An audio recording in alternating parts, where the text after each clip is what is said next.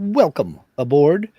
It is 6:30 on the West Coast. It is 9:30 on the East Coast. Trampled Underfoot Podcast time with your hosts, Eloy Escagedo and Mark Lindsay. What's going on? What's going on? Yeah, what's going on? That was, I don't know why, but you just reminded me, the way you said that, it reminded me of the scene from Groundhog Day where he's sleeping and the thing turns on. Well, actually, it starts with Sonny and Cher, I got you, babe. Yeah, we can't play that because we get a copyright strike. Right, but in some of them, doesn't it play like it's 6:30 something, and doesn't in some of the scenes there's a guy on the radio saying stuff. Yeah, it starts with it. They come in over the top of the Sonny and Cher.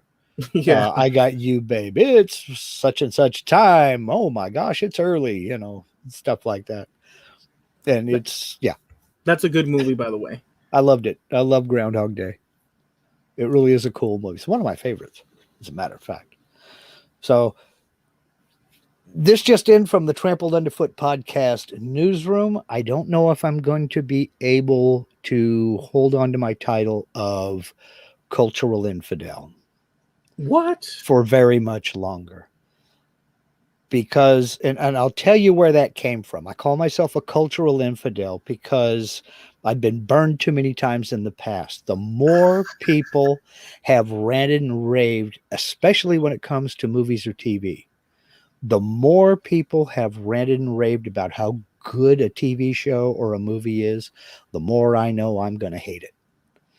And that started with The World According to Garp, which to me was the biggest waste of celluloid they ever put together. I don't care that Robin Williams was in it. It was a waste of time.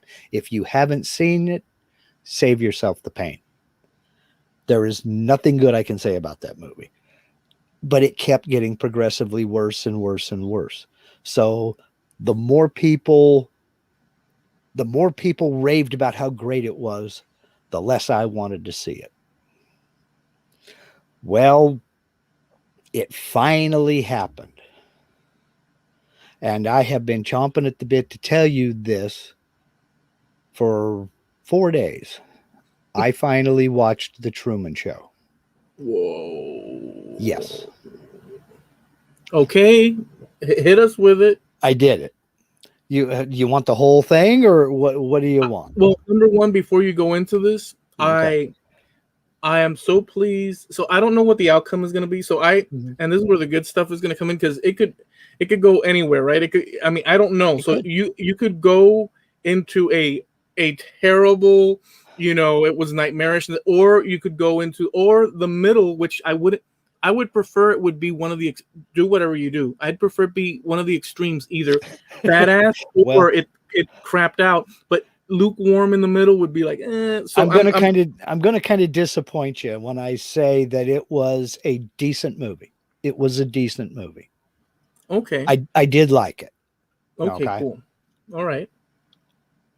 It wasn't I'm not gonna rush out and buy it on DVD. If it comes on, I won't change the channel.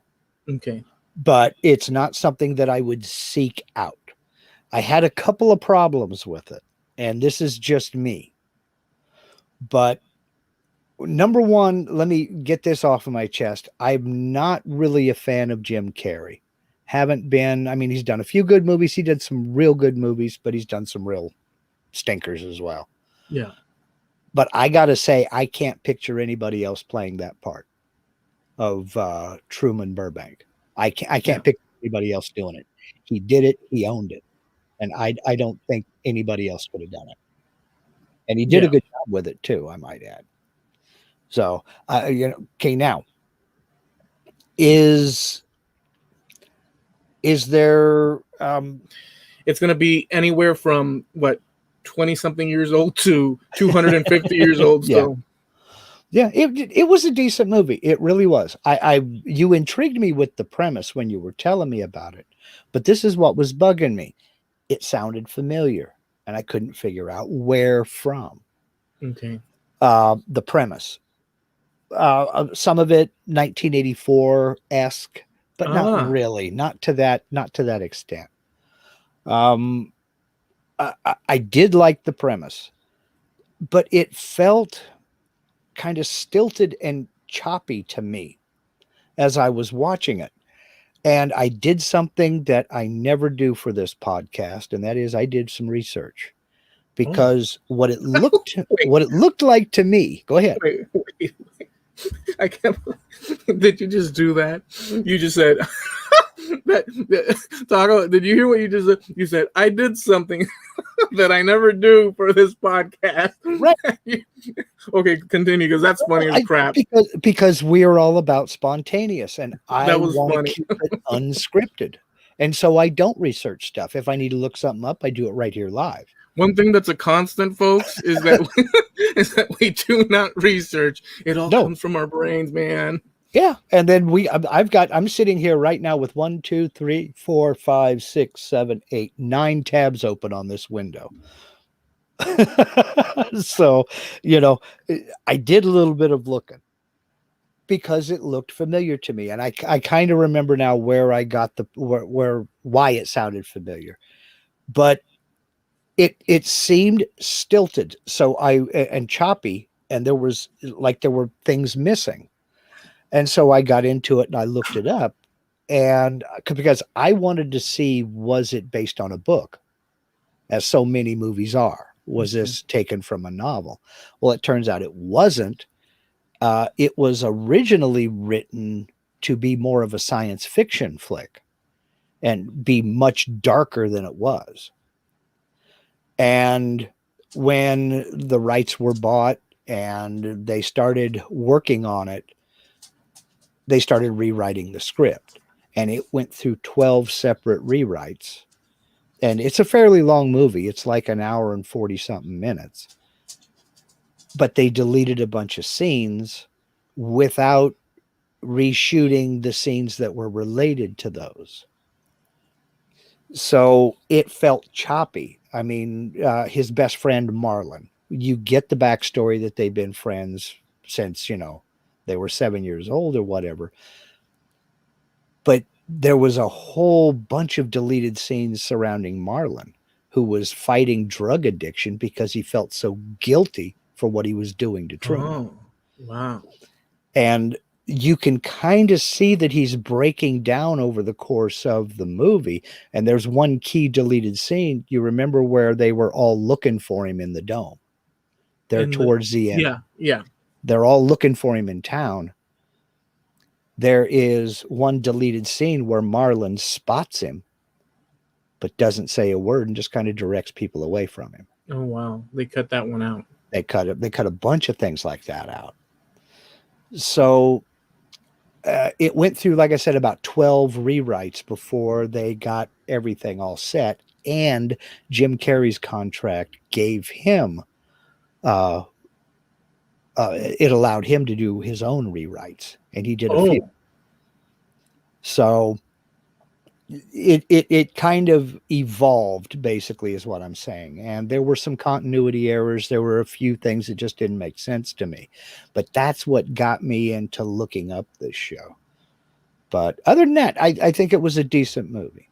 So you were pleasantly surprised with the movie? Yeah, I put it to you this way: by about 20 minutes, I was invested in the movie. And it's like, yeah, okay, I'm in this movie now. I got to see how it turns out. So usually I can tell if I'm not in the movie by the first half hour, I'm not going to get into it. So I was pretty invested in it and wanted to see how things turned out. I thought that given a chance that at the very least you would like the premise of the movie, and I was aware of the Jim Carrey situation, likability and whatnot. And so I like the idea of a guy being raised in this studio that's a dome like Epcot Center, and he's oblivious to the fact that he's a what would it be? He's the stepson of a corporation. And everybody there is making money because they work to have a TV show where he's the main character, and his whole life it's voyeurism, it's so many different things involved in greed, selfishness, and it also goes to the question of manipulation of human beings, or using human beings to get what you want, and justification of doing so. It has so many concepts all wrapped up, and at the same time, the concept of what is it none the wiser. Ignorance is bliss. Right. But the cracks still appear because he feels that he starts realizing that things aren't quite right. Right. And it's paralleled with people. And, it goes to a lot of the suspicions that people have in this world, not necessarily to that, but just self-doubts of, well, why do I do questioning? Mm-hmm. And that's what I like about the movie, that it creates, we're in a world, and just like he was in a world, but in our world, it's what it is, and yet people question everything, right? And so I like that sort of, that's why I like it. Now, let me ask you this. Have you ever heard of the Truman Show Delusion? No. It's a thing. Now is where I'm getting into my research. It's also informally known as the Truman Syndrome. Now, it's not officially recognized by the American Psychiatric Association, okay? But it's a delusion in which a person believes that their lives are staged reality shows, or that they are being constantly watched on camera 24/7. It does sound, well, wait, which one of the two? Both or either or? Either or. So the first one is what? That their life is staged? They think that their lives are staged reality shows. And so I don't have a problem with that. But why would, so that's a big, boy, you just threw one at me, because I don't have a problem with that as long as it's a mental exercise and keeping a foot in what's real. In other words, regardless of whether this is a bad example, but I'll use it, regardless of whether from the planet Icarus 19, there are space monsters with brain attachments that are walking amongst us and probing us psychically, or whatever. Throw in whatever word salad you like. Let's say all that is on the table as that runs through a person's mind. I think that there's a healthy to not. So we have reality, and then we have what we can imagine, and what we can imagine is there, but we can't. So like if you, the moment you think you're being chased, so you run and jump off of a building or off a bridge, then you've messed up. You're outside the bounds of normalcy. You're off. Right. You're slightly burnt. Right. Well, I don't know if you know what I'm saying, right? Like you can. I do know what you're saying. Okay. But you have cases of, and this was documented by a doctor. His name is Joel Gold. He's a psychiatrist at Bellevue Hospital Center in New York City. One of his patients was an upper middle class Army veteran, who wanted to climb the Statue of Liberty in the belief that doing so would release him from the show. Which show? The show that was his life. Oh. He had this delusion that he says, and this is a quote from him, "I realized that I was and I am the center, the focus of attention by millions and millions of people. My family and everyone I know are actors in this script. It's a charade whose entire purpose is to make me the focus of the world's attention." And he thought by climbing the Empire State Building, the Statue of Liberty, it would release him from the show. This was in what year? This was in roughly 2004. Okay. Well, Okay. They had another patient who actually physically traveled to New York City after September 11th to make sure that the terror attacks were real and they weren't some plot twist in his own personal Truman Show. Oh, wow. Yeah. Well, but let's and there's a lot there. Yeah. So there is one thing that I don't know that anybody can deny. Let's go with the guy that had to travel to New York to make sure that the terrorist plots weren't a script in his own show. Out the gates, 99% of the world, and I'm just throwing a supposed figure that I'm assuming, and in assuming is also the point. 99% of the world will say it was on video, all the news broadcasters, everybody's talking about it, it's in the papers, and you can keep going and going. I didn't see it I only saw it through the TV. So I know what I know because the information was handed to me. And because of a preponderance of information put in front of me, I can safely, to a degree, if you're fair, you can safely, to a degree, and whatever that percentage is, getting to 100%, that what they're saying happened. But there is an option that may be reasonable or not reasonable to a degree, depending on that sliding scale, that what you've been presented, even with the unsurmountable information put in front of you, that it might be totally wrong.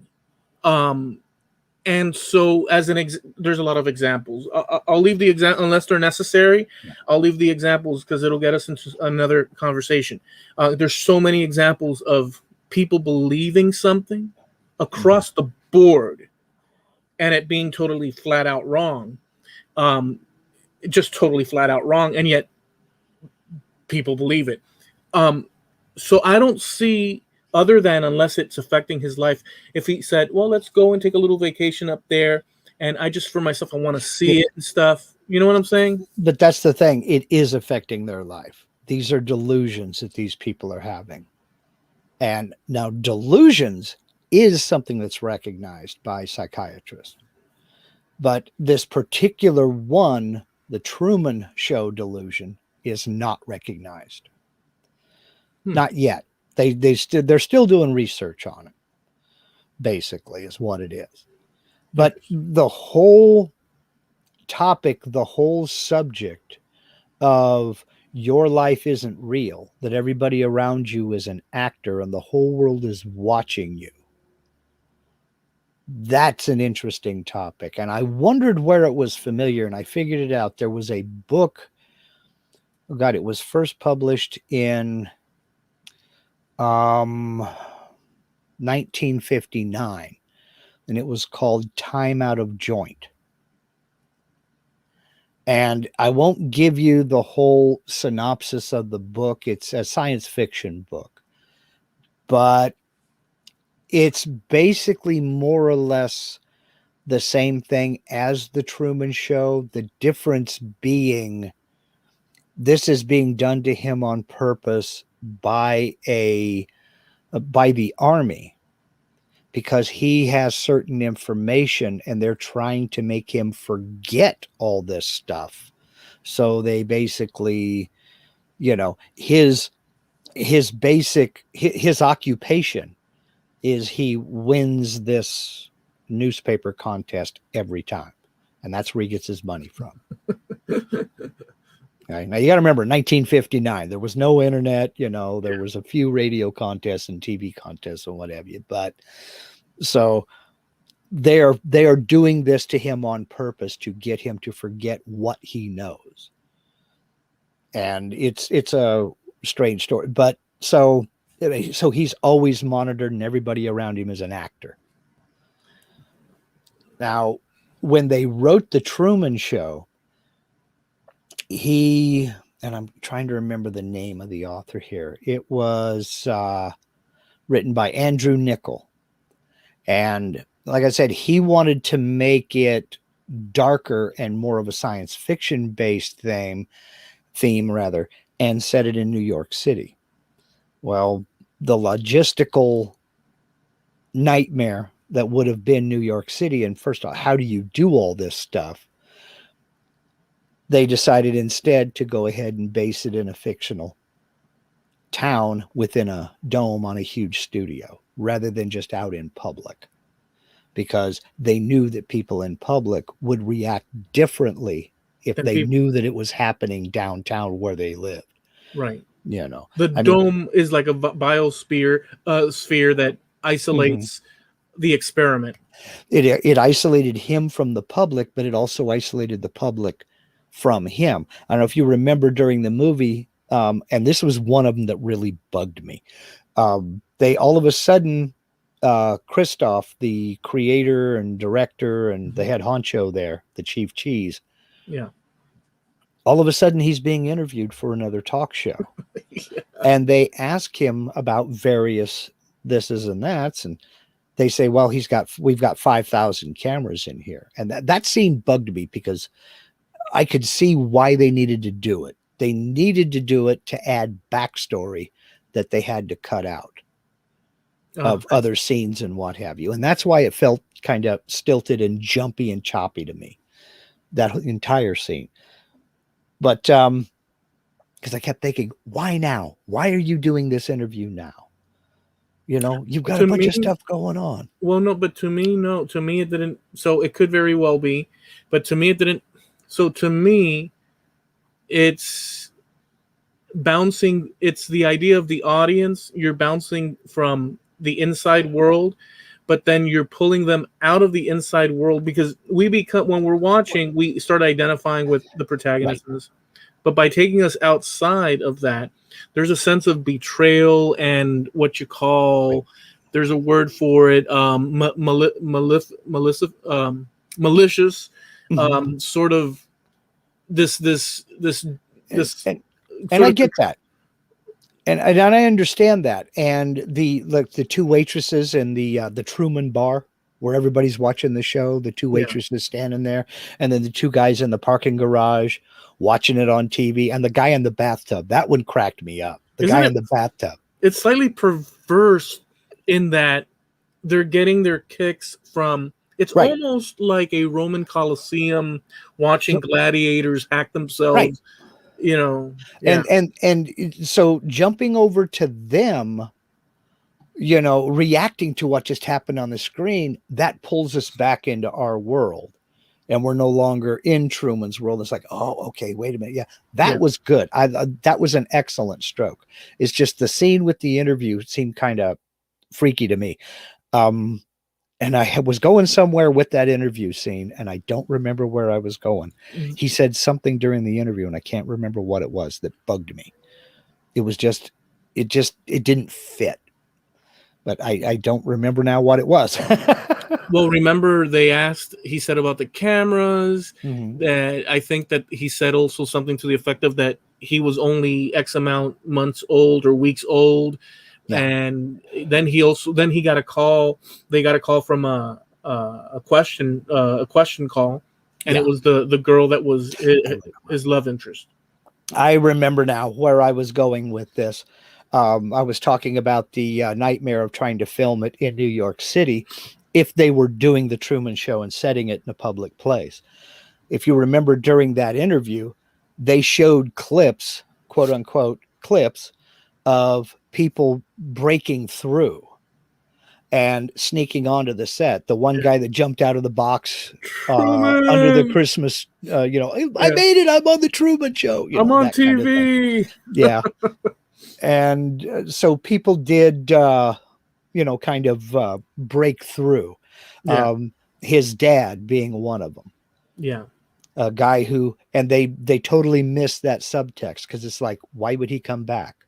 Why would this actor come back to be seen by Truman and then create that whole thing? They didn't add the context to They took that out. That was another deleted scene as to why he came back. I mean, there was a whole subplot about people who were involved in the production of the show and the guilt that they felt for what they were doing to this guy. that they eliminated. Yeah, they eliminated it all. Which actually made it more malevolent on the part of the people leeching off of this guy's life. Mm-hmm. And by the way, the most terrible was, to me, for some reason, the most vicious of all the characters in that world, to me, seemed to be the wife. There was something evil about being able to rest your head on a pillow next to someone and they're completely conniving against you that really gets my goose pimples. And that was another reason why I didn't like the interview. He had to explain the product placement. They ran no advertising. They were totally supported by the studios and product placement. That's why she would spin around and hold up the hot chocolate and start talking about it. It's from the slopes of Mount Nicaragua, and just all of a sudden be a spokesperson for this hot cocoa. Yeah. And he's sitting there going, what the hell does that have to do with anything? It's so awesome. Well, I like the twin guys that would push him up against the billboard. Yes. I love that. It's like, but they push him, and he's almost like malleable. Whacks his head against the poster, and it's a different poster every time.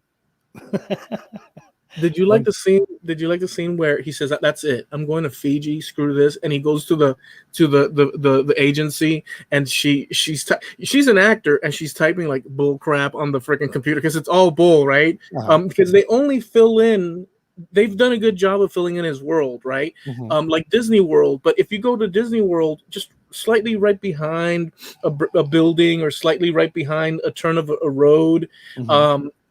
The illusion is broken. And it's kind of, so he says, where would you like to go? And he says, Fiji. And she says, well, when would you like to go? And he lifts his briefcase and goes, tap, tap, tap, right now. Yeah. But there's no Fiji to go to, and it's incredible. Now, I'm gonna kind of, I don't know if you've done any research on the show, but do you remember the town? Sea Haven, it was called. That's a real place. That is Seaside, Florida. It's about halfway between. Oh my God! Now I can't. Panama City and Fort Walton Beach. Oh wow! They're on the Panhandle. It is a quote unquote planned community. And yeah, I did look it up, and I did the street view thing. Walked around the square. Of course, they dolled it up and made sets out of it and everything. Does it look nice? Got rid of all the cars. Yeah, I mean it's all the red brick streets and everything else, just like in the movie. But it is a real place. Oh, it's wow. a planned community called Seaside, Florida. It's actually it was kind of weird. It really was, but it's a tourist town. I mean, on the ocean side of the main drag, there's nothing but, oyster bars and shrimp bars and tiki bars and this, that, and the other. So all of that, they basically kind of covered up or hid. But all the exterior shots were shot there at Seaside, Florida. Jeez, I didn't know that. See, I never looked into it further than the movie and the idea, the concepts of the movie and whatnot. Yeah, amazing.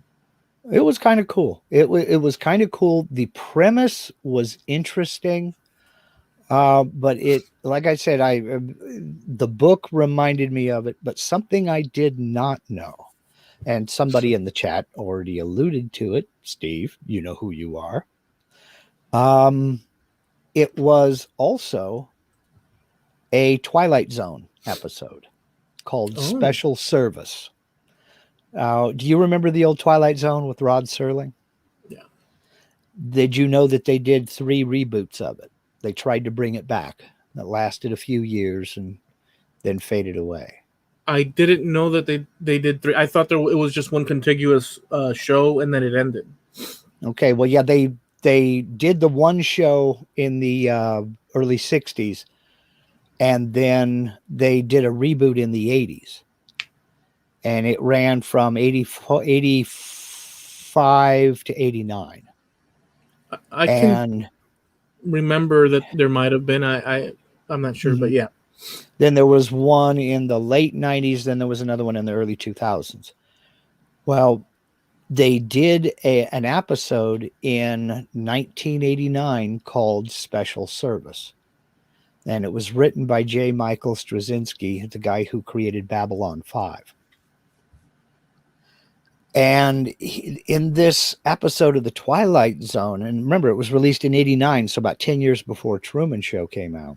Yeah. This guy is just in his bathroom getting ready to shave, and his wife yells, "Come on, honey, you're going to be late." So he's shaving, and he does something, wipes off the mirror, and the mirror falls down. And it's not a medicine cabinet, it's just a hanging mirror. Okay. And when the mirror falls down, there's a camera behind it with a red light flashing. That's awesome. And he's like, holy crap. Well, all of a sudden, this guy comes walking into the bathroom in coveralls. Name tag says Archie. Says, "Let me get that fixed for you." And he runs a little drill and puts in a new anchor and tightens it all up. The whole time he's denying the fact that there's a camera in there. And he's like, "Who called you?" He's like, "Well, this is all just part of, the maintenance service." And the guy's like, wait a minute. You just suddenly notice that my mirror falls? He goes, "Yeah, but it's all fixed now, right? Gotta go. Gotta head out." Well, he didn't want to let him head out. Right. Well, Archie ends up dragging him into a closet where it's out of camera range and out of audio range. And he tells him the whole thing. You're on a TV show. You're the star of the TV show. People are watching you 24 hours a day, 7 days a week. If I tell you this, I will get fired. That's why I drug you into the closet. He's like, "You're crazy. This couldn't be." And he's like, "It is." "What about my wife? She was hired for the part about 4 years ago." He's like, "No way." "Yes way." He's like, "Look, don't blow it. A lot of us have our jobs because of you. Folks just find you fascinating." And he finally gets to leave. And just as he's getting ready to go to work, he's freaked out by all this. His wife is like, "Okay, I've got to leave. I got to go." And he's like, "Wait a minute. You haven't answered a single question." She gives him a big hug, gets up to his ear and says, "Don't blow it. The ratings are doing great. Shut up." And then she backs away from him and heads out the door. And he's just standing there freaking out. Well, he starts searching around the house, looking. He, moves another picture, and there's a camera back there. He pulls that apart. He pulls 2 cameras down, and phone rings saying, "Don't destroy our equipment. The equipment is company property." And he's like, "Screw this." And he goes running into another room of the house and finds 2 more cameras. And there's a knock on the door. He opens the door. He's still standing there in a T-shirt and his pants. And the phone rings, and she says, "I warned you." And then there's a knock on the door. 2 guys drag him down to the movie studio, and it develops from there. And they're showing him all this stuff. It's a weird episode of the Twilight Zone. It was called Special Service. Now, I'm going to do something I've never done before on this podcast as well and say I cannot post a link to it over on our Facebook page. Okay. If you're interested in seeing this, you can find it on YouTube. But the reason I'm not going to post a link to it is because it's a bootleg. Gotcha. So the video says 54 minutes long. The actual video is like 26 minutes. It's worth it. It's worth a watch because it's got a different ending than the Truman Show did. I'm going to watch it. But just look for Twilight Zone Special Service. See how easy that was? See what I said? You gave me that, and I said, I'm going to watch it. And because it sounds interesting, Well, but what I love about what I loved about and I watched that this morning, Special Service, as I loved the closing narration.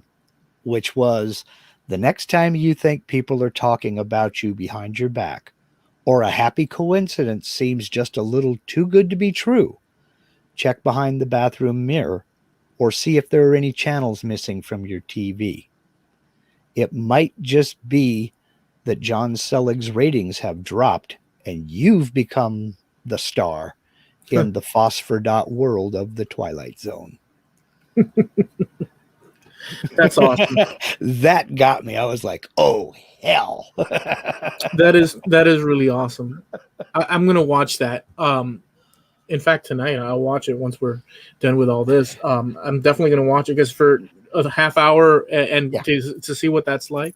Mm-hmm. Is it from the 80s show or from the... Yes, it's from the 80s. This one was done in 1989. And it's David Houghton is the star. He was the guy who in American Werewolf from London. Okay. American Werewolf in London. The guy That's that turned into the werewolf. It's him. Oh, wow. So he was cool. He was one of the big names back then. And I don't know whatever happened to him. But yeah, it was. So yeah, you got me to watch the Truman Show. It finally worked after about a year and a half of pushing, and I did enjoy it. I didn't think I was going to, but I go into things like this with an open mind. It's not like I was looking for reasons to not like it. I don't do that. Right. No, it's just that it's a tough thing to overcome once you're But by 20 minutes in, I was invested in the movie. It's like, okay, I got to see how this plays out. I got to see how this works. It was, I really, you know what I like, another spoiler is that when he's sitting in his car, because what had happened prior is that he was driving and the radio signals got sort of mixed up and the radio started saying, and he's making a left turn on Segovia Drive, and he's turning while he's doing it, and he's looking and he sees and now he's making a left over here, and then it comes back and he's like freaking out. Well, at one point he parks in his driveway and his wife gets home in a bike with the nurse uniform. It's so creepy at the same time. She was kind of scary. There was something scary about her. There was something scary about. She was an actress. And she says, Truman, what are you doing sitting in the car? And he says, come into the car. She finally gets in the car and he says, you see, look through the mirror. And she says, oh, this is silly. She knows what's going on. Oh, Truman, this is silly. Let's go inside. He says, look. And he like emphasizes, and he says, you're going to see a bike. You're going to see this, and then you're going to see an old man with a dog. And exactly. And a dented Volkswagen. And they all happen. Well, he decides to take her. We're going to Fiji. And she's like, no, Truman. I like it when they do all the obstacles to avoid him leaving the area. They finally get to this place where there's like radioactive fallout. There was a leak at the power plant, at the nuclear power plant. And then you got to go back, you know. And the cop says, and the cop says, hey, Truman, you know, at that point, he says something at the window. Yeah. Have a good day, Truman. Yeah, that's what he says. Have a good day, Truman. And that sparks it. So the idea of a guy living in a world, everything is what it is, and little clues are dropping and dropping and dropping, and he ignores most of them. Yeah. But it comes to a head, and it gets to a point where he says, well, wait a second. And in his reality universe in the movie, it turned out to be that he really was the actor in in a big Hollywood TV show production. But in the real world here now with us, whatever that means, because it's a turtle on top of a turtle on top of a turtle, and it's turtles all the way down, y'all. Well, in the real world, there are people with incredible intelligence in the fields of like what is it, physicists and all these, and you can watch their videos online just like you could watch the movie and the Twilight Zone show, and these people are invested in study for decades and decades on that very same subject of origin and reality and illusion, because our perceptions, what we see is only one. It's a limited spectrum. We see light and color but we don't see all light and color. We're limited to whatever and so there's all these. So in a way, there's secrets out there. Now, the nefarious reasons and all that we don't know about, but what we do know is that there are things that mankind continues to explore because we don't know it all. And who knows? Maybe this is all a dream in one person's mind. Now, go ahead. Well, I was going to say, and a lot of it is just plain and simply terrestrial. The amount of the seabed that we have actually mapped is just an infinitesimal amount. I mean, we find new creatures on this planet every day, species that we had no idea existed. So that's why the push for exploration is still ongoing. And it doesn't even necessarily have to be here on Earth. I mean, there is a planet that is populated 100% by robots. That's a fact. It's called Mars. We populated it with robots. It's incredible. You know? So we're living science fiction in the name of exploration. And I think it's great. I think it's cool. We need to learn. We need to know. Check this out. I saw this just last night. Check this out. Talking about technology. A company it's still in, you can purchase, I think you could purchase the slash prototype limited edition, but they're still working on it. It's a thing that is like a plastic round piece of hardware that has little clips, and it goes connected to the back of your head, right back here. If you have a cap, you can connect it to the cap. Or you can use a band, or you can use your virtual reality goggles, and it clips to the back band, and it connects to, and it sits on the back of your head. And this is what it does. While on virtual reality, you don't need to point your fingers with the sticks. You don't need to do. You just need to look, and you shoot, or look at something and bring it over.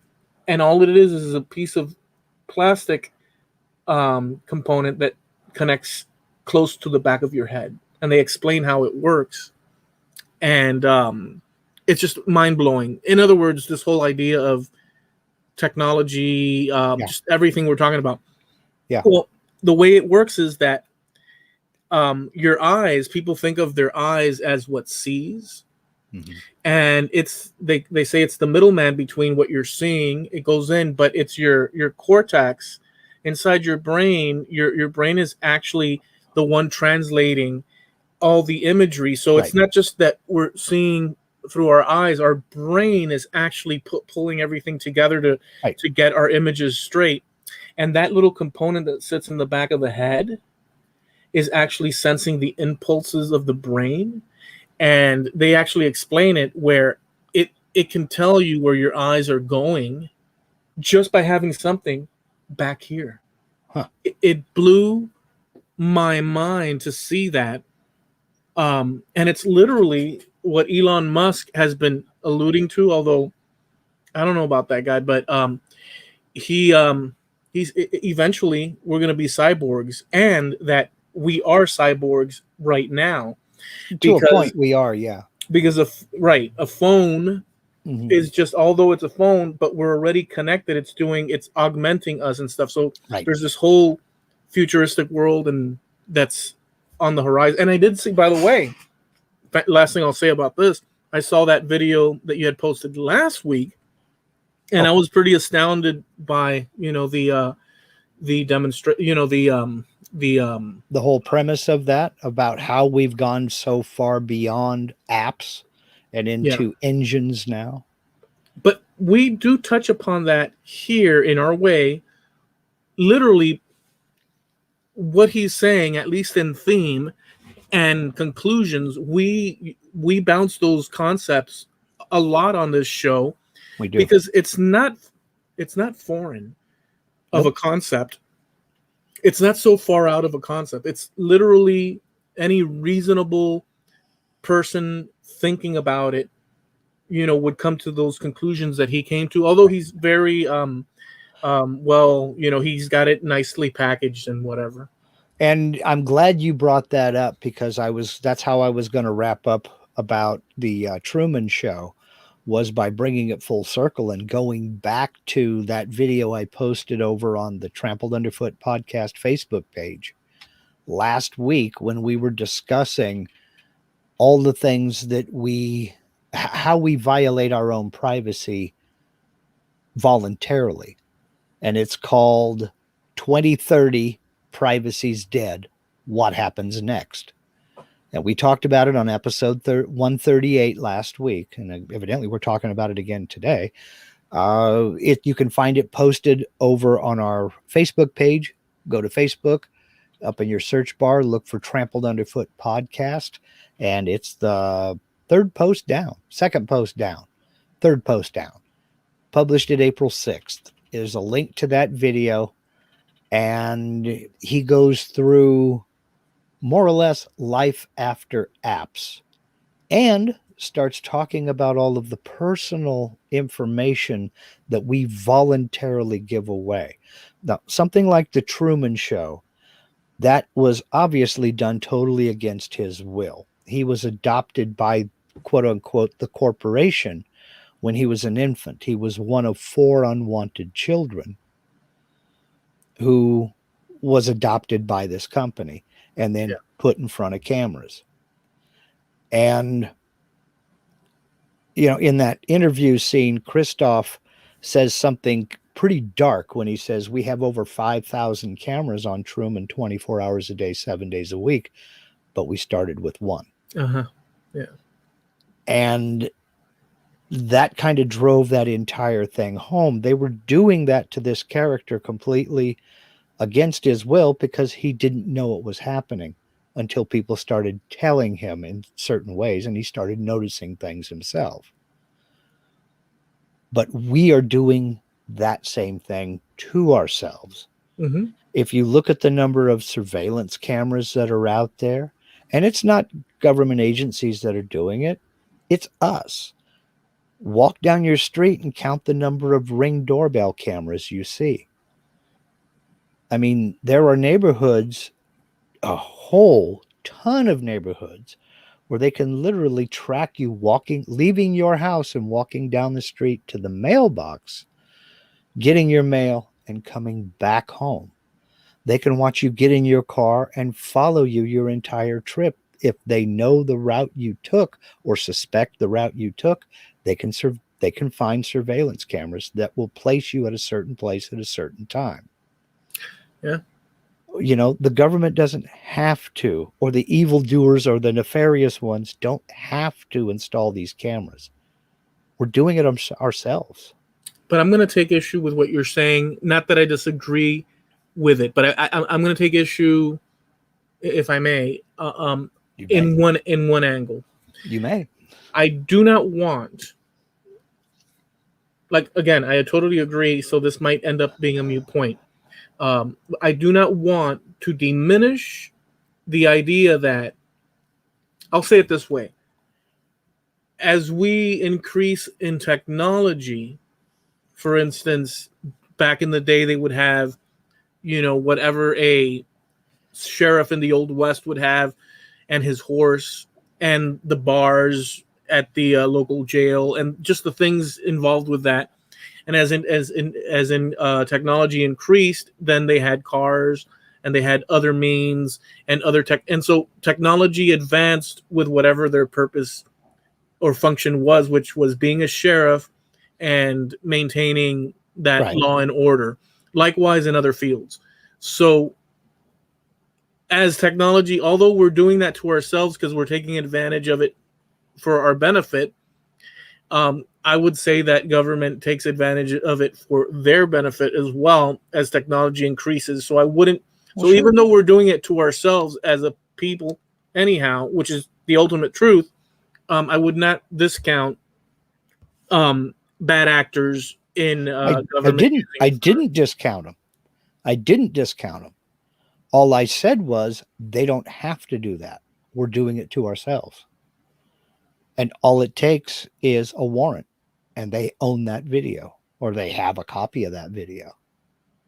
They've taken out the road sensors in the streets when you pull up to a red light, and it's traffic camera. How many people do you think can get a hold of that? I mean, yes, it's there to make this light go red and that light turn green when there's no traffic coming.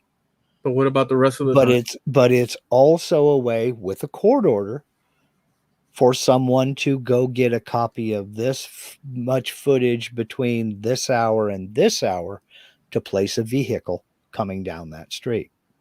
It's also used as evidence in traffic accidents.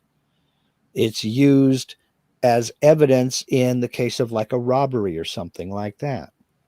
So there are multiple purposes of it, and it only takes one bad actor to change the purpose of it around. Now, Right. that some of that is done against our will. We have no say in that. But what we do have a say in is which social media we choose to participate with. I know people that don't have Facebook, don't want it, will never get it.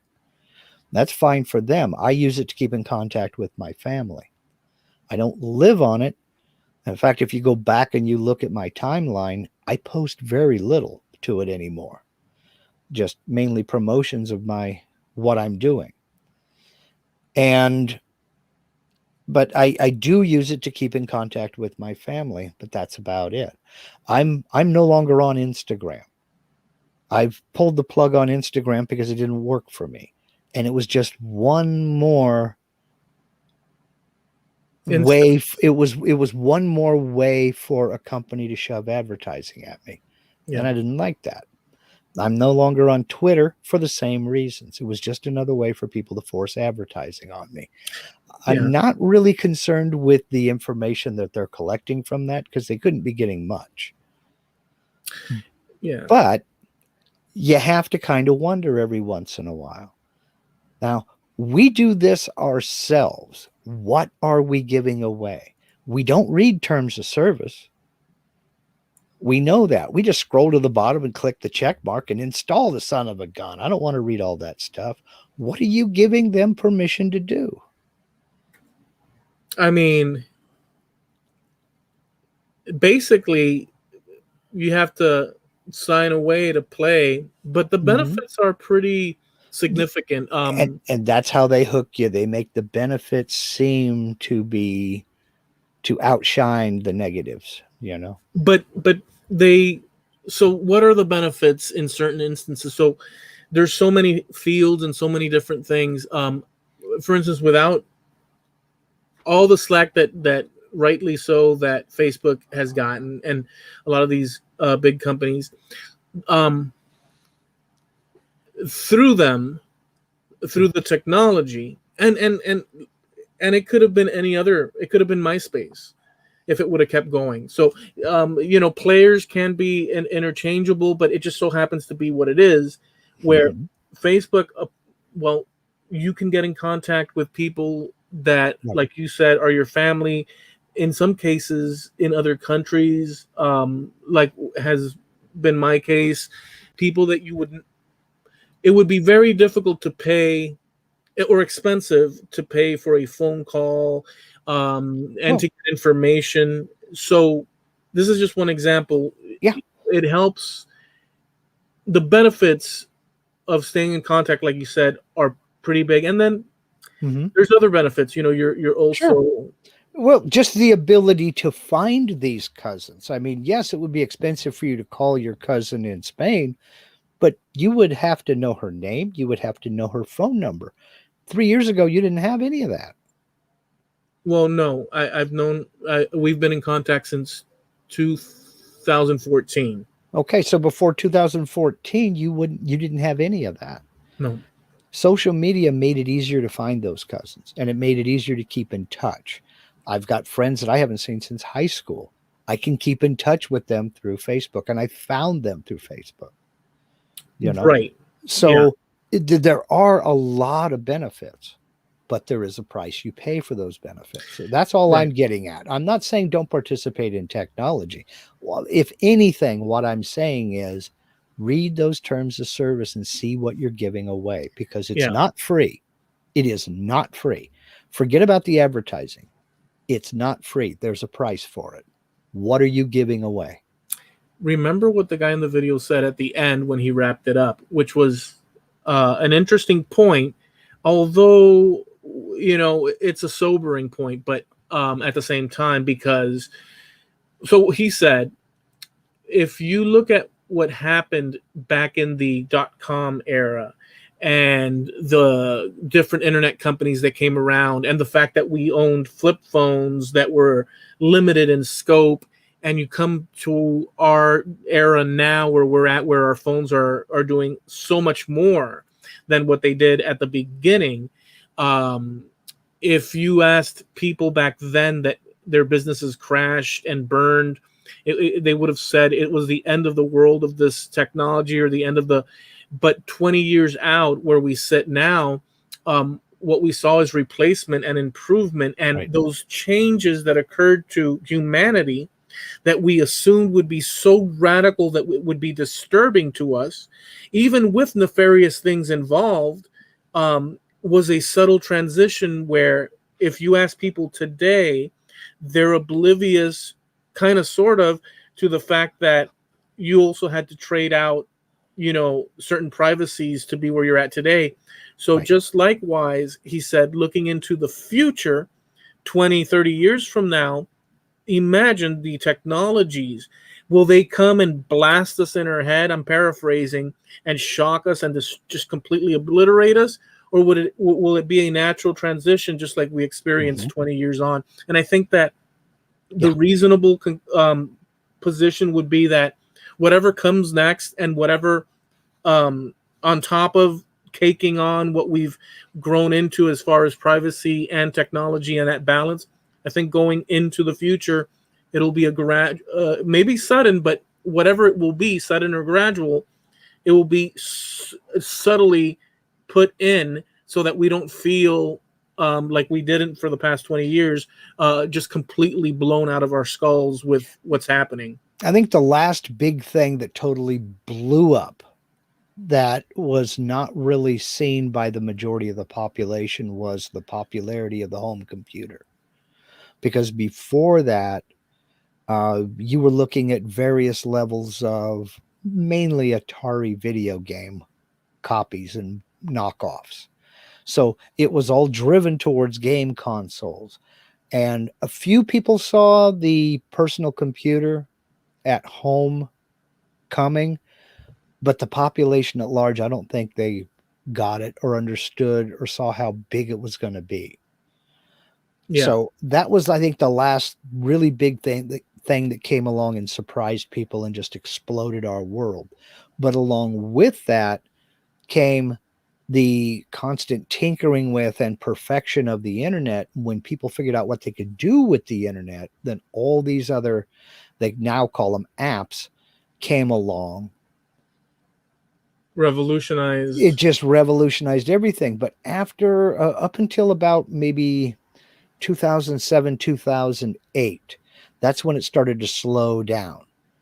And everything else became gradual, like you're talking about. YouTube came along, and a couple of other video sharing services came along. And then suddenly, Google was the number one search engine, where before that it was Yahoo. And before that it was Metacrawler. And before that it was Netscape. I mean, it was a slow, gradual transition to the point that we are now.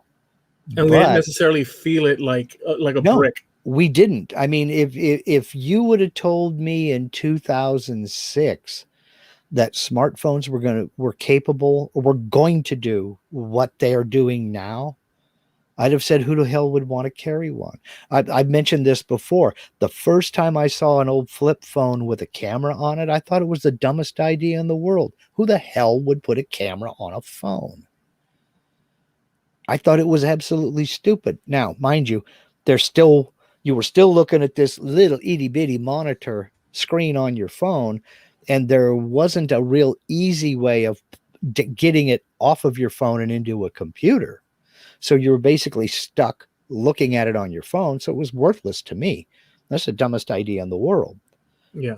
But as the technology got better, now most folks, the best camera they own is the one that's on their phone. And it's better than, and it's a good camera. Yeah, it's better than the clicky click cameras of yesteryear. And instantaneous, and it just mind blowing. And by the way, we don't remember how I always say we are usually not surprised. I say something to the effect of that we just, we're not amazed by much, and yet we're surrounded by so much technology and amazing stuff, and we're not shocked by it. And I have to stop myself in some simple, just the AC. I know ACs have been around, but the fact that I'm sitting, I've mentioned this before, but I'll go ahead and say the fact that I'm sitting in a room with like a TV, I got a TV, which happens to be a flat screen TV, with a camera, which happens to be a camera with speakers on it, which I decided not to use because I also have a microphone, which happens to be connected via USB to something called a computer. Right. And I'm sitting in a room with an air conditioner and electric lighting inside this box, which we call a home, which is climate controlled. Yeah. It goes on and on, and we're not fazed by any of it. But it's amazing. Yeah. And because it wasn't that long ago that none of that existed. Dude, it was the 1980s before I lived in the first climate controlled house. It was the 1980s before I moved into a house that had heat and air conditioning. Every house I've had has always had heat, but not air conditioning because it was too expensive. That was for rich people. I got to answer Rick French's. He asks, Eloy he says, is Eloy old enough to remember flip phones? I'm not as old as a whole bunch of people, and I'm not as young as a whole other slew of people. I would say that I'm not going to say the actual thing, but it's somewhere in the mid 70s, where I was born. So yes, I remember that. By the way, I appreciate it. I look young. But I've been around enough to see the coming of these phones, where before you'd see the big phones in the movies, the brick. And so yes, I grew up in the 80s, and born in the 70s and grew up. So I have had a little bit of time to see all these things. So I have a little bit of a significant. I would not consider myself young, but I would not consider myself old. But I look young, right?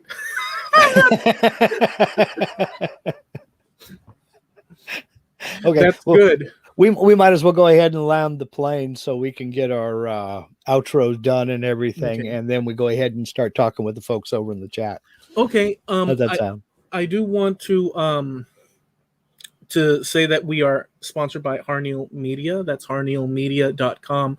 And they're our sponsor, but they, how do you say usually that they do not? Your one-stop website shop. Go for it. Yeah. Harneal Media, your one-stop. See, now I screwed it up. I got it out great. And then I screw it up. Your one-stop website shop. harnealmedia.com. Now, look, if you want to get a website, this is just you and me talking here, right? Ain't nobody else listening to this. It's just you and me. You want to set up a website? Steve's your guy. He'll help you out. He'll do as much or as little as you want, and he charges accordingly. Excellent prices. Excellent prices. I'm here to tell you what, you can't. Yeah, excellent prices. Let's just put it that way and leave it there. You want to create merch. You want to make a web store on that website. He's your man. He can hook you right up. You want to create merch. You want to make baseball caps. You want to make t-shirts. You want to make coffee mugs. He can hook you up with an on-demand printer who will take care of the shipping for you, get all that set up. All you do is look at the number of orders you're getting. He can hook you up with all that stuff. So he's my friend. He's my buddy. He's the sponsor of the Trampled Underfoot Podcast. That's Steve Nealon over at harnealmedia.com. And we do have a website, and that's Trampled Underfoot Podcast.com. You can catch our past episodes over there by pressing the Wayback Machine button.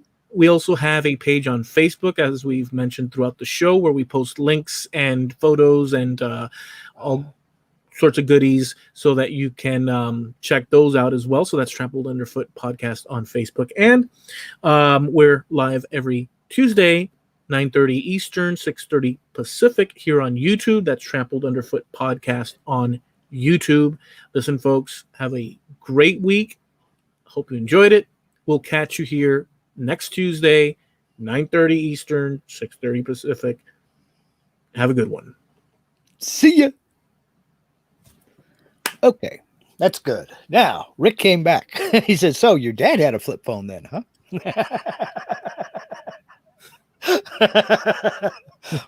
I had a flip phone. But Linda brings up a good point. She says the first flip phone I ever saw was on Star Trek. That's true. Remember that? If that wasn't a flip phone, what was it? Yeah, that was a flip phone, dude. And I think it was law when you got a flip phone, you had to at least one time flip it open and go, beam me up, Scotty. This planet sucks. Well, I think it was a law. We've talked about it before, but back when I got my first phone, it wasn't a flip phone. It was the Nokia. Remember the little one? And the cool features of it was that you can pick the little different ringtones, and it was cool. It's like a little thing like that. And I bought it at the mall in one of those center kiosks. At the time, I think I was working in the casino at some point. And I bought it with no real, in my mind, old Uber purpose for it, other than, I was making some cash and stuff, and why not? Let's get a little phone and have it. Mm-hmm. And immediately it's like calling my friends. Yeah, this is my new number. Yeah, just write that down. Yeah, you got it? Okay, yeah, this is where you call me. Okay.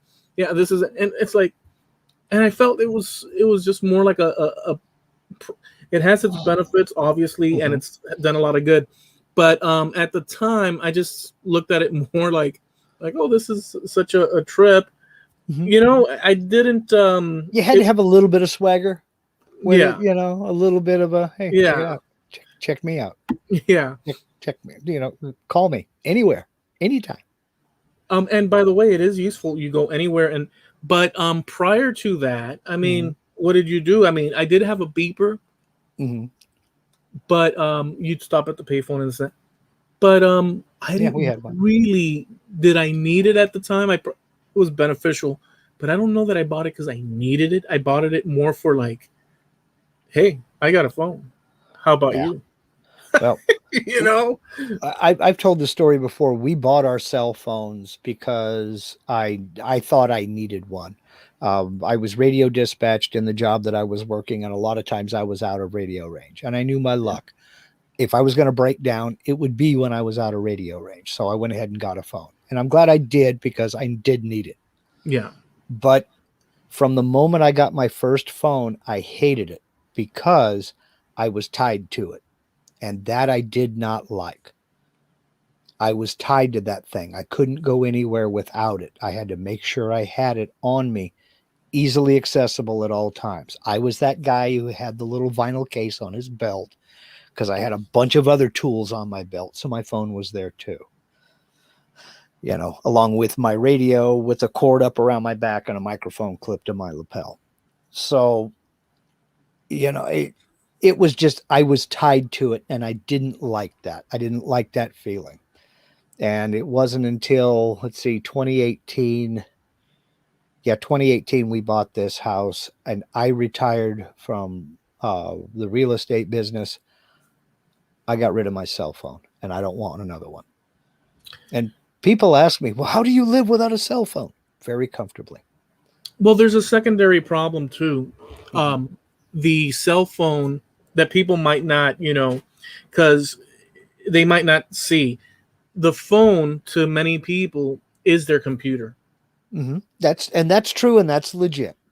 Okay, and the same thing with the tablet. I mean, I had a tablet as well. I was selling real estate. If somebody wanted to go look at a house, I could pull it up on the tablet, pass it back to them, in the car and say, here you go, here's a few pictures, we're on our way right now. And it had benefits to using it. But when I no longer needed to use it, I dumped the service. I mean, I still have the phone, I still have the tablet, but they don't have any service on them. And folks ask me, well, what happens in the case of an emergency? Everybody around me has a phone. Yeah. I don't need one. Everybody else has one. I'll never forget the first time I called my grandson. I called him, talked to him for about 5 or 6 minutes, and he was, he was being polite. He says, I just wanted to let you know that I don't normally talk to people on the phone. I text. And I'm like, well, it cost me 10 cents a text message, and I'm old, so I'm going to call you. And you could hear the resignation in his voice. He's like, well, okay. And it's not like I was bothering him every other day or anything like that. But I like, it's for I'm okay with a one-to-one conversation. I like interaction with people and discussions, but I'm not too keen. And I also like my privacy. So I'm one of those. And I also like to basically be detached. And what I find is that technology facilitates my ability to detach even more, where there's, just everything, right? All the different tasks that now are used to that you could do on your computer as opposed to going to the place or this, that.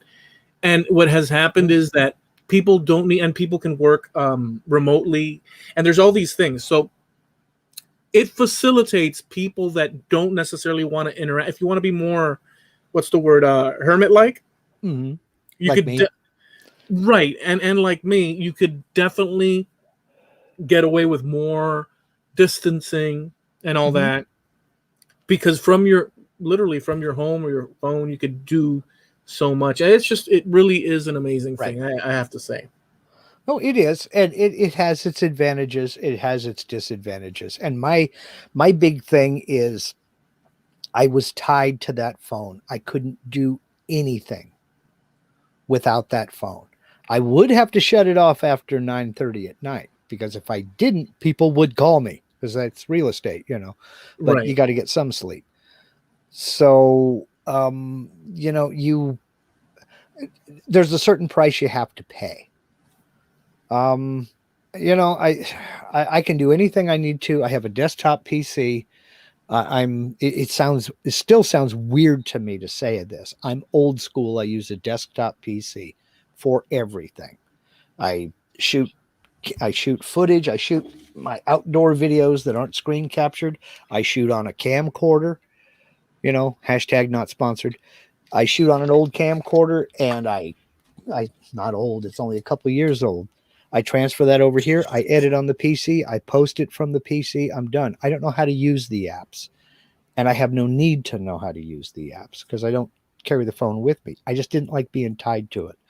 I like to be able to get up and go when I want to go and not be on somebody else's schedule.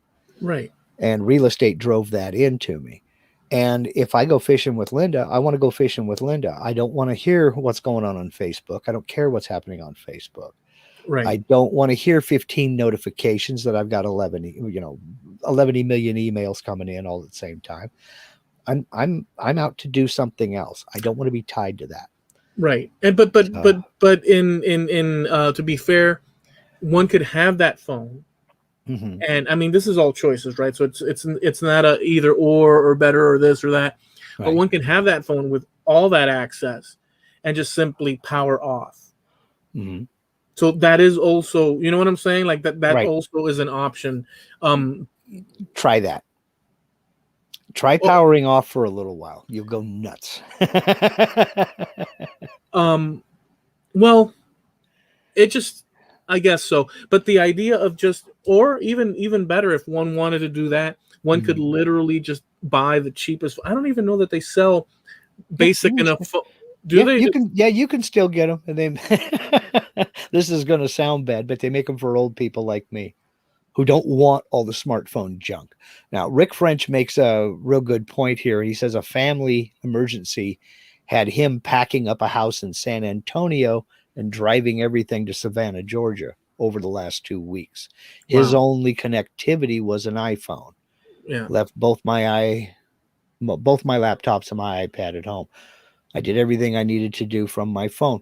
Yeah, and they're good for that. But then again, you did have alternatives. You had your laptops and you had your iPad. Linda and I both still have tablets, and we both still have laptop computers. In fact, when we go to San Diego later this year, I'll be taking my laptop. That's what I'm going to be presenting with, and that's what I'm going to be online with. So, the idea. So, do you remember back? I mean, they still do it now, but do you? Oh, by the way, no, I'll tell you this because I do have another question to ask you before I forget. But do you remember back, and they still do it, where you'd see those memes on Facebook where they'll have a picture of 4 different locations with houses on it, maybe a house by a mountain, another cabin by the river, one in some sort of middle America, town and whatever. And they say, if you had to pick one, and then people go down the list picking, oh, I'd like the cabin in the woods. Oh, no, I'd like this one. And they put the numbers down and this and that. So in reality, I would say that most people, apparently because of the purchases, even in rural areas, I mean, for goodness sakes, we know friends of ours that live in rural areas that are wired to the T, so they have access to the internet. Right.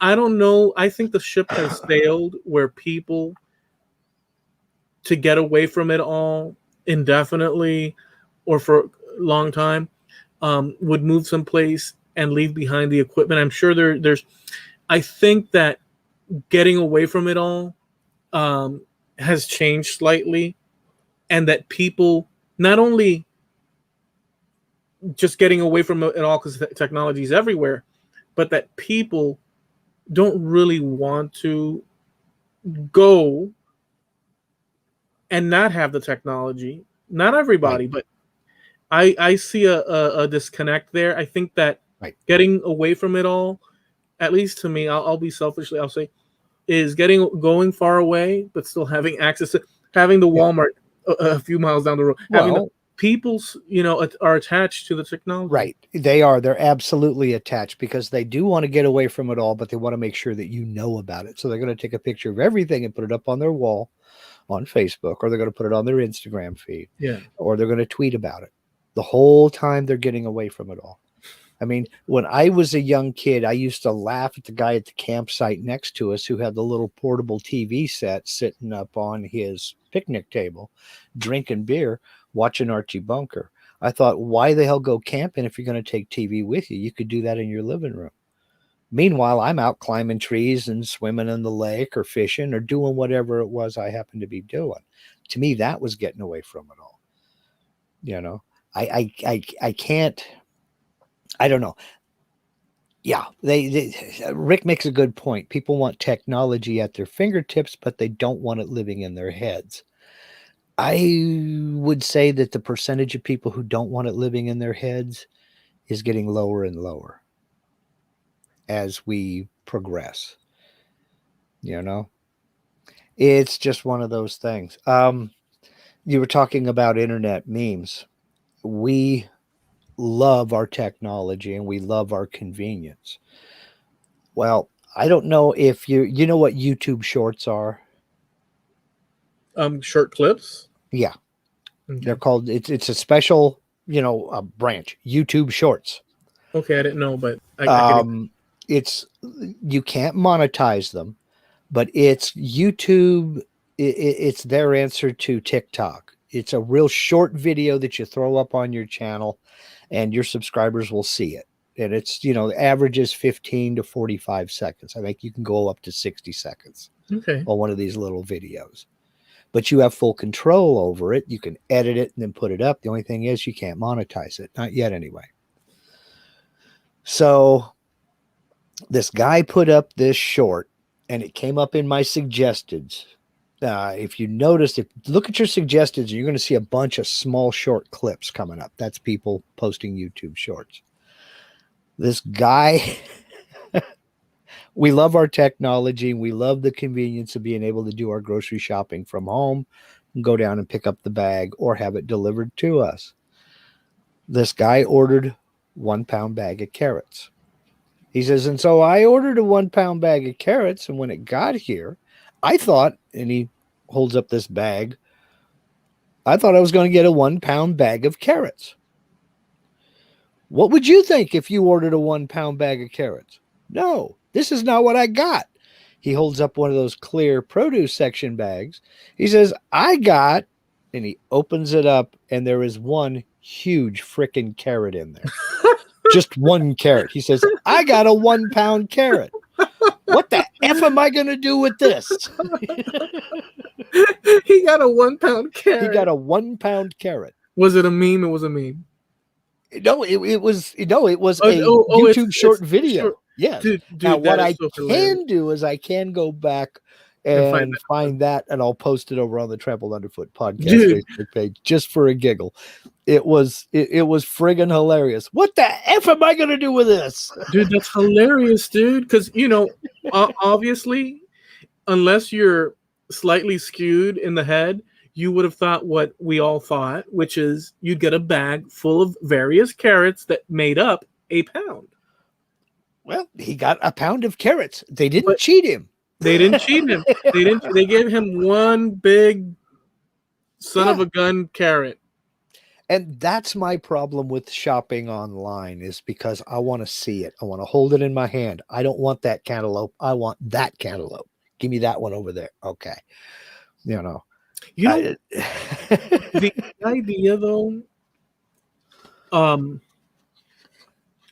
and they do this anyhow, but if with Amazon, it's been an incredible thing. If and you can grocery shop too, but sure. if they'd had local, and I know they do some places where, like, let's say I called up my local grocery store or online. I'm sorry, called up. Listen to me. Throwback. You go online and just shop online with your local grocery store. And I'm sure that exists. I've not investigated it. And for a very minimal price, where it's the comfort level, where it's worth it to them and to the consumer, they bring you, and you can shop just like you're walking through, maybe even a virtual shop. And you're walking through, okay, I'll get this can and this can, because you're not going to eat the canned food. All you have to do is look at it and figure if you want it or not. So there's certain, other than meats and poultry and this and that, or fruits is a good and vegetables is a good example. But if they had that and it was a good price range for people to do, I could see it benefiting people that are disabled, anybody, people, maybe a working family, they can't get home in time, it'll be there by 6, and then a little guy with a truck, just like they used to do milk, I could totally, I think that's here in some cases, or coming. Yeah, you alluded to it yourself. It used to be here. You could call the corner grocer and say, Sam, I need a dozen eggs, a half gallon of milk, 2 pounds of hamburger, and 2 heads of lettuce. And could you have Ricky deliver it for me? And he would say, okay, fine. The total's going to be yada, yada, yada. And little Ricky would show up on his bike with your box of groceries on the basket on his handlebars. You took it in the house, you paid little Ricky the money and gave him a quarter for his time, and he went back to the grocery store. In the 40s and 50s, some places up until the early 60s, it was that way. Then we got too smart for it. We had to bring up the supermarket, and they didn't deliver groceries no more. What I think is great is people are discovering home delivery like it's a new thing. And the ability to, the only thing that's changed is you go to a website now and you click on buttons and you pay with a credit card. You're not phoning the store and giving them your list. That's the only thing that's changed, is it's no longer the phone. It's now the computer. I'm sure there was contention sometimes, amicably, most cases, where they'd bring you the groceries, and then the person, and I'm talking back in the 40s and 50s, and the person and the homeowner would see it and say, well, these apples don't just look, I'm not, and then they take it back. And so I'm sure there were things happened like that, right. But the service itself is not new, is all I'm getting at. And the milkman coming every other day. You know how many milkman babies are out there that we'll never know? Yeah, well, thousands. Who am I kidding? Millions. So let me scroll back up here and see what folks are talking about. Lindsay saying, and I make my money with a spinning wheel. Talking about a Luddite. She is a Luddite. Take a look behind me. That's one of her now. What are you down to? 22 wheels? She's now going to, I think she's, yeah. But she doesn't have a problem. That's cool. Well, there's a place for all the things that we can no longer have access to that are vintage, iconic, and people long for. So apart from the technology, there's also the missing of these things that are earthy, that you can touch, that are, close to us. Greg Howard says a laptop don't work so well on a Goldwing. You can do anything once. Yeah, I get that. I understand that. Nothing does, Greg. Hands on the handlebars, dude, says Billy Burt. Yep. Okay, let's see. And then Greg says a smartphone can call AAA from almost anywhere. Yes, it can. My point is, I don't need one because the rest of the world has one. And if I need something like that, the cop that pulls in behind me has a phone. He'll be more than happy to call the AAA for me. It's happened. We've done it.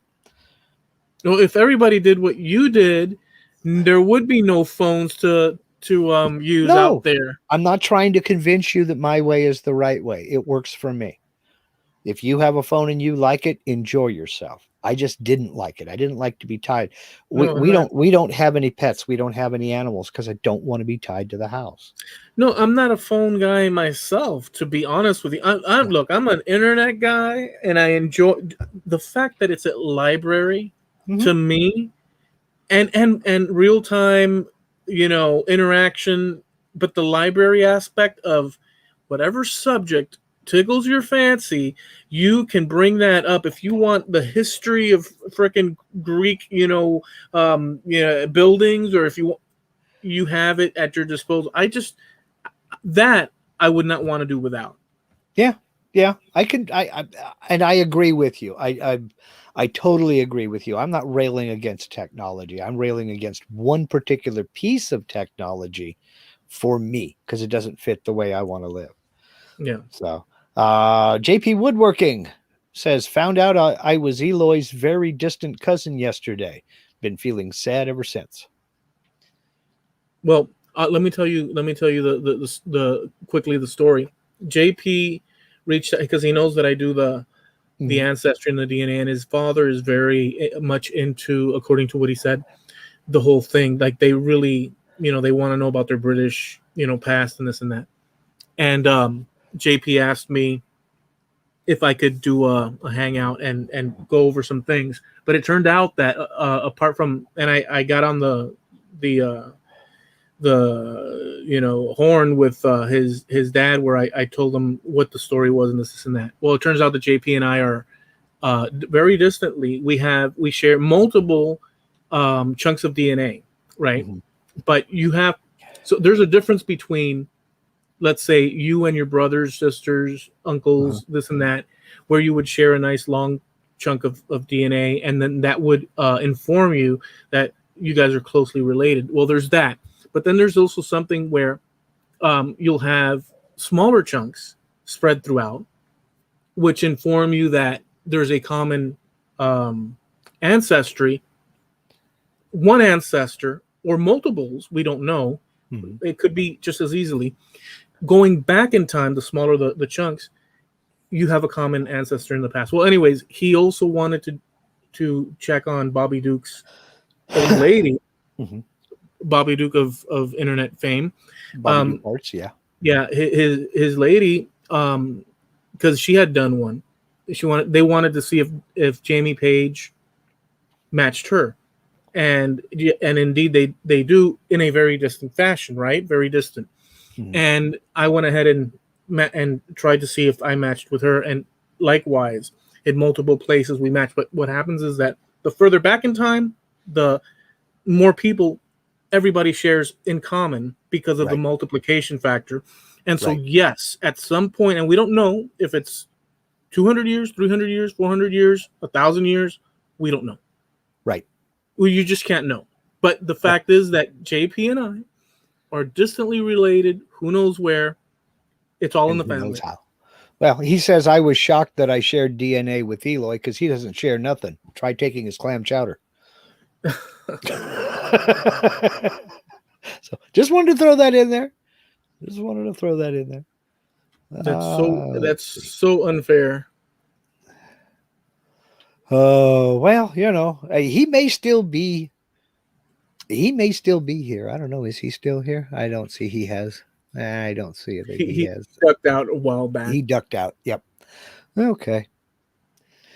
All right. Well, anyway, yeah. Yeah, the technology thing is a head scratcher, but I am glad I sat down and watched that movie, for many reasons. But chief among them was the the premise. Just it sounded familiar and it appealed to me, but I had to find the time, and basically what I did was I made the time. I watched it early in the morning. I got up early one morning and said, "Well, I've got a couple hours. Let me put this on." But you enjoy it, right? Like So it yeah, I wasn't did enjoy it. I'm Okay. glad I saw it. I'm glad I saw it. So, just my dog saying, "Me? No, not you." Our common friend Jamie Page. Didn't know if he was still here or not.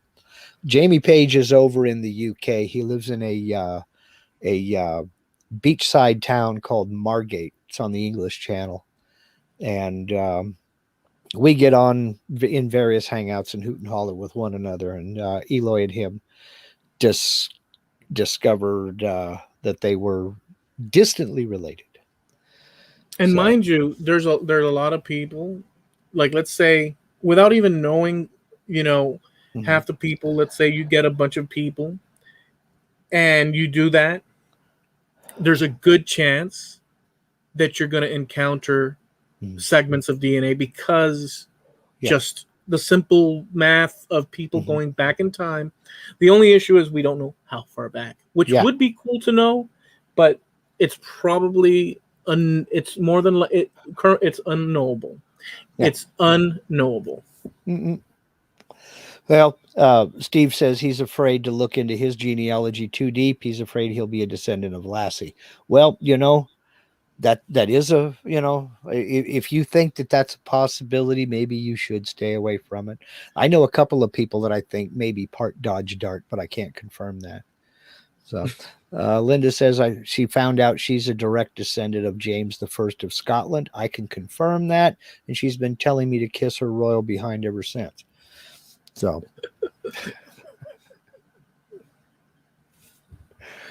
yeah, just my dog says I actually found out years ago that I share some DNA with Mark. DNA. Thank you for making that clarification with Mark. Yes, he does. I don't want to out you though, boy. So, oh my gosh. Let's see. Rick had another one up here talking about the Ring cameras. He say Ring cameras, body cameras, street cameras, business surveillance cameras all keep honest people honest and help to appropriately accuse / convict less than honest people. Yeah, I can see that. Because I live on a dead end street with 8 houses, average 3/4 acre lots. I'm the outlier. I think I'm the only one on the street that doesn't have a Ring camera. Yeah, we don't have one either, but all you have to do is, like I said, drive down the street and just look at the number of them you see on front doors. I agree with that but I agree with what he said. right? So it keeps people honest. And if push comes to shove, hey, this is what happened. There's no fool. It doesn't matter what. But that said, and like I agree with it. But at the same time, there is a little bit, which we're losing, that creepy factor. But in other words, you could also use how do you mean? So you have all these cameras and stuff, and see, this is already going into conspiracy. But if you are a person that you're intent on figuring out somebody's, and you have the backing and the money and and you have the connections, you could use the technology on a person.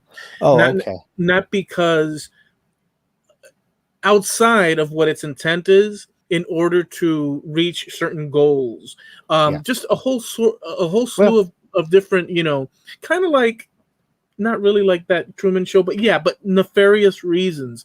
So there is that creep factor in that respect. Okay, I thought you meant when you said getting away from the creepy factor, I thought you meant we were getting used to it and getting complacent with it, because that is the case as well. It used to be that people would freak out if they saw a camera. Yes. And now we don't even pay them any attention. No. The people say, well, these cameras deter crime. Well, do they really? I don't think they deter crime. I just think it makes it easier to catch the guy. Let me just speak to that briefly. So my dad always had cameras here.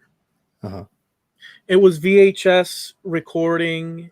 And he could set it so that it would click to the different things. I mean, we're talking old school, or he could manually click the thing to change the cameras and stuff and this and that. Years later than me, I took some of those old cameras and attached it to my newer system, and I placed cameras here. And let me tell you, prior to placing the cameras, I'm not going to get into it, but there was dodginess. After placing the cameras, through the monitor, you could see people walking, and they look at the camera and they turn their head quick and they keep walking. You could see attitudes. You could see behavioral modification because of the camera. And so Interesting. I did see that. And so and it got to the point where people wouldn't walk. There would be a few, but the majority of the people would stop walking in front of my house. They'd walk around. I saw that occurring. Yeah. And it's all because you changed the cameras around and added new ones, or I made them visible. I instead of hiding them, I freaking put them visible, like saying, "Yeah, you're on camera." And at night they have a ring of red like lights, so it's like they're every. I mean, it's not bright lights, but you can see the little LED, like they're functioning, or they're blue. One is red, one is blue. And I've got like 4 cameras in the front pointing and in the back pointing. Yeah. I'm not playing. I am not playing, dude. I am not playing. I'll respect other people's property. Stay the heck away from mine. See, I've never had anything like that, and I've never felt the need to. The last place I worked that had cameras installed indoors was the casino and the slot machine company I worked for when I was out radio dispatch driving a route. We had cameras all over the place in there. Yeah. And that was security if somebody broke in. Well, it was to watch the employees too, let's be honest. But it was also security if somebody broke in. But you got to remember, we're talking about large chunks of cash. So yeah, but people see, yes, you're right. But let's say you have nothing. Let's say you're penniless. People, there's still going to be some asshat out there that's going to want to take the nothing that you've got. Yeah, you're absolutely right. So there's people that are totally. Well, I look at it like a second padlock. It's just like the cameras. It keeps an honest person honest. Yeah. And the camera is just a second padlock. And to these wizards who want to go up and spray paint the camera black, it's too late. Well, they'd have to wear a mask, come up and do that. It's still too late. You're on camera. It's too late. The whole thing is so. So look, I understand you're walking by an orchard and you're starving and you grab that frickin' fruit and you ate it. That's theft because that's somebody else's. But so you're starving and okay, it's wrong, but you need to survive. I'm kind of, it's one apple or one, there are levels, but pulling a 56-inch TV out of a Walmart when looting and burning is going on because you're making a statement. I'm sorry. Kiss my butt. No way, dude. No way. So there's levels. Or invading someone's house, taking the goods that were dropped off by the mailman because the packages are on the front stoop of somebody's home, and you come and you feel that it's taking advantage of something. No, I don't know. And I'm glad to see more and more of those people getting arrested, and it's because of those Ring cameras that more and more people are starting to get busted for it. And I'm glad to see that because, I hate a thief. Well, we ought to go ahead and wrap this up. What do you think? Yeah, I think we've done a good one. We had fun and nothing. I reviewed a movie for most of the damn episodes. So, we don't always do this. And like I said, I actually researched something for a change. I like the research. Oh, by the way, can you tell me before we, what's the name of that Twilight Zone episode? The Twilight Zone episode is called Special Service. So I just did a YouTube search for Twilight Zone Special Service. Okay, perfect. Awesome. And when we get done here, I'll link you to it.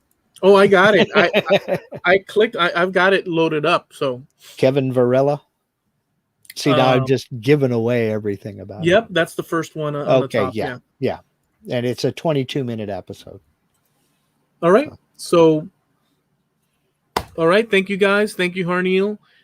Wait, Billy had said, I hope that, what is it? He says, hello, Steve, I'm afraid to look too closely at my results. I might be related to Eloy. Dude, it only means that I can come over for frickin' barbecue nights. That's not that bad. That would be the best thing to ever. That would be the best thing to happen to you, Billy, is to figure out you're related to Eloy. Yeah, because at the end of the day, at the end of the day, it's an extra mouth to feed. I mean, I'm in there, dude. There's no getting rid of me at that point. And Vigo. Yeah. And Vigo, because this is a two, Billy. This is a 2-package deal. It's me and the dog, and there's no way around it, dude. Yeah. All right. Enough fooling around, guys. Enjoy the rest of your week. We'll catch you here next time, and see you. Cheers.